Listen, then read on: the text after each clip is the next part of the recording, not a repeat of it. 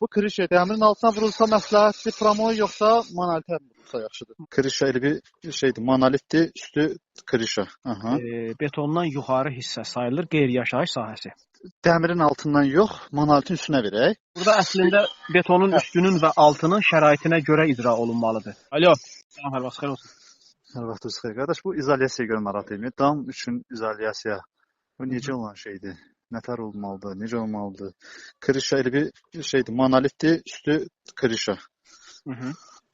Onu siz necə izolyasiyasınız? Necə məsləhətdir? Qiymətlər nədir? Adi sadə damdır, da eləmi? Paketdir də? Hə, paket damdır. Bəli. Neçə kvadrat metrdir? 300 kvadrat. Bakı rayondur. Rayon. Hansı rayondur? Zaqatala. Ha, Zaqatala.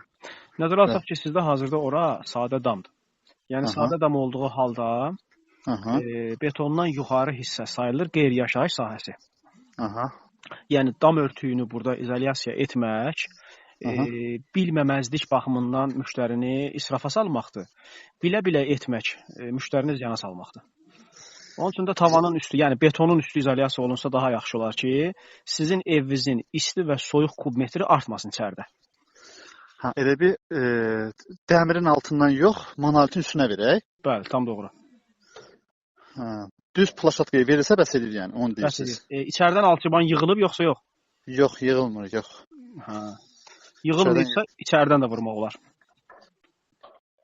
Nətər, patoloqa? Bəli. Köpüyü elə bir patoloqa vurmaq. Bəli, əqrəblər vurulmalıdır öncədən. Asma tavan yerləri. Bəli, əqrəblərdən sonra biz məhsulu tətbiq etməliyik. Burada əslində betonun üstünün və altının şəraitinə görə icra olunmalıdır. İstər üstdən olsun, istər aşağıdan olsun, xüsusi bir fərq eləmir. Sadəcə burada hazırki vəziyyət şəraiti dəyişir. Bəli, bəli. Yəni, mən bilmirəm, yəni onun məlumatım yoxdur, ona görə sizdən məlumat alırdım ki, bu krişə dəmirin altına vurulsa məsləhətdir, promoy yoxsa monolitə vurulsa yaxşıdır? Monolitə vurulmalıdır. Yenə də təkrar məsələyə qayıtma ehtiyac yoxdur. Əgər sizdə yuxarıda, gələcəkdə mansar istifadə eləyəcəksənsə, yox, olmayacaq. Heç zaman olmayacaqsa, o zaman yəni yaxşı mənada, israfdan başqa bir şey deyil. Yaxşı qardaşım, bir dənə səni də yoruram, vaxtı alıram. Buyurun. Qardaş, bir məsləhətə ehtiyacım var. O dəmir krişa budur. Aha. O istidən də pardandır, damır da, tər yaranır orada. Par yaranır. O par ona görə vurma əhəmiyyəti varmı o köpük altında? O buxarın olması orada, parın olması çöldə hava dəyişikliyindən dərhal dəyişilir. Misal əvvəlcədən membran vurulsa və yaxud da ki, havalandırma sistemi qoyulsa kifayət eləyir. O membran hara vurulmalıdır ki? Membran vurulmalıdır rekanın üstündən, onun üstündən, strapillərin üstündən, sonra reka vurulmalıdır, sonra çerepitsanın özü vurulmalıdır. O zaman belə bir problem yaşamayasın. Bildim qardaşım. İndi hal-hazırda iş işdən keçirdə mən dəmiri vururam. Rekanın üstündən dəmiri vururam. Heç bir izolyasiya eləməmişəm. İndi onu tər olmamaq üçün mən nə edeyim? Altdan nəsə vurum, köpük vurum, nə varım? Əslində tər olmayacaq orada. Səbəb budur ki, sizin belə deyək də, qış aylarında evin istiliyi betonu qızdırır. Betondan istilik qalxır yuxarı. Bu istilik müəyyən qədər dəmirin altında tər yaratmalıdır. Amma dam örtüyü orada özü özlüyündə tərləmə qabiliyyətinə malik deyil. Çünki misal üçün dam örtüyü çöldə soyuq olacaq, damın içi soyuq olacaq, çöldə isti olacaq, damın içi isti olacaq.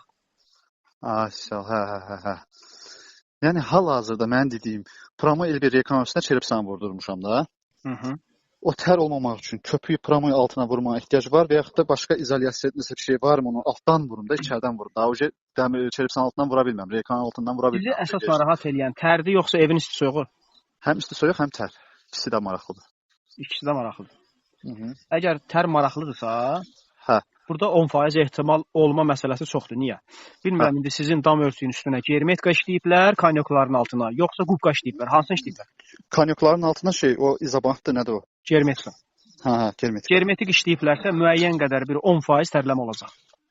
Hava işləməyə yeri yoxdur. Çünki hava işləməyə yeri yoxdur, əhsən. Bəs başqa nə işlənməlidir ora? Əslində belə deyək də, tutaq ki, məsəl üçün 300 kvadrat metr yerin sahəsidirsə...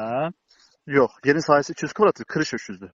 Krişa 300-dürsə, ən azından bunun yer krişası bir 250-dir. Üzr istəyirəm, haradasa 200 kvadratdır, düzdürmü?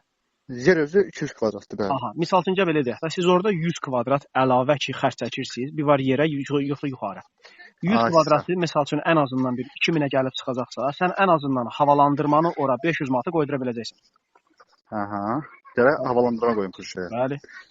Hə. Yaxşı qardaşım, sən bunlara görə gördüm, çox haqlı havalı. Narahatçılıq yoxdur. Yaxşı qardaşım, o bir gün olan şeydir yəqin ki. Əslində yay aylarında axşam icra olunacaq. İndi nəzərə alsaq ki, hazırda Qubadayıq. Gözləyirik ki, misal üçün hava soyusun, biz axşam gedək işimizi görək. Yəni ona görə də gecə olaraq 2-3 gecə çəkə bilər. Hə. Ancaq gecələr olmalıdır, belə. Bəli, ancaq gecələr olmalıdır. Yaxşı qardaşım, mən bir dənə götürüb eləyim, təkrar geri dönüş edərəm onlara. Amma tərləmə ehtimal olunan yerlərdə poliuretan yuxarı betonun üstündən vurulsa daha yaxşı olar. Hə, elə beton üstə ehtimal ki, misal üçün gələcəkdə, misal üçün belə deyək də, bir damcı düşərsə üzərində qalacaq və quruyub gedəcək.